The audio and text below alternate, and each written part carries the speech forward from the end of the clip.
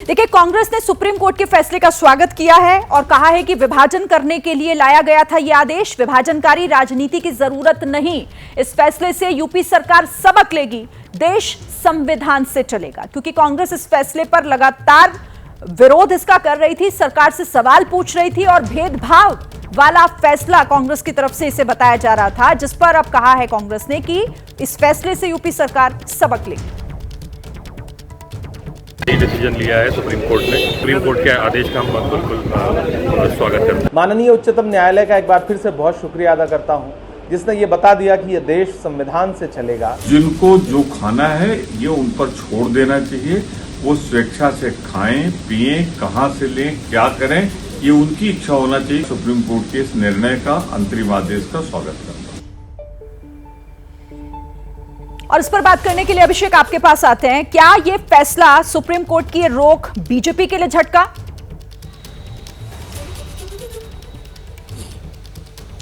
देखिए, अगर कानून के लिहाज से कहें तो ये जो अंतरिम रोक लगाई है निश्चित तौर पर झटका है, लेकिन अगर इसको राजनीति के चश्मे से देखें तो उस चश्मे से शिरीन ये मालूम पड़ेगा कि जो योगी सरकार का जो एक मकसद दिखाई दे रहा था वो काफी हद तक पूरा हुआ है। वो अपना मैसेज कन्वे करने में सफल हुई है कि ये जो कांवड़ियों के जरिए जो जिस हिंदुत्व को के ब्रांड को वो आगे बढ़ाने में लगी हुई थी, उस पर चर्चा और नैरेटिव उस पर सेट हुआ है। और आप देखिए, पेपर लीक से लेकर के अपनों का ये असंतोष, सरकार के भीतर की नाराजगी, इन सारे मुद्दों के ऊपर आकर के ये कांवड़ियों और खान पान का मुद्दा ये छा गया।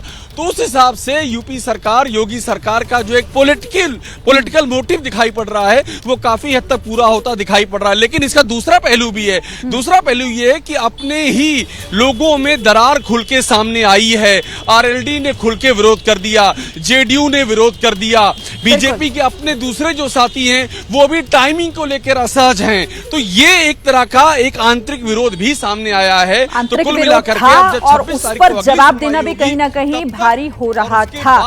अभिषेक, लेकिन मध्य प्रदेश और उत्तराखंड के लिए भी तो ये झटका है ना, क्योंकि ये तो सबसे जवाब मांगा है, नोटिस जारी हुआ है बाकी राज्यों को भी इसे लेकर।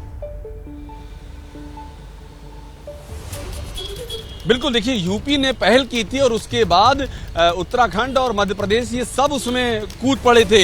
एग्जैक्टली आप याद कीजिए, जो बुलडोजर वाला कदम था, यूपी से शुरुआत हुई और उसके बाद वो फैलता गया, उत्तराखंड, मध्य प्रदेश, दूसरे राज्यों में फैलता गया। ये वही परिपाटी थी। तो ये सबके लिए है और सबको इस पे आदेश देना पड़ेगा।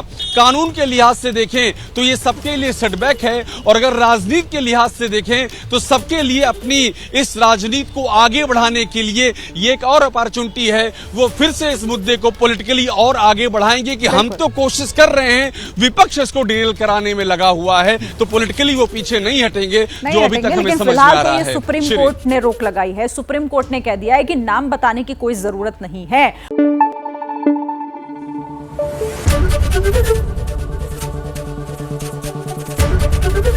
एबीपी न्यूज आपको रखे आगे।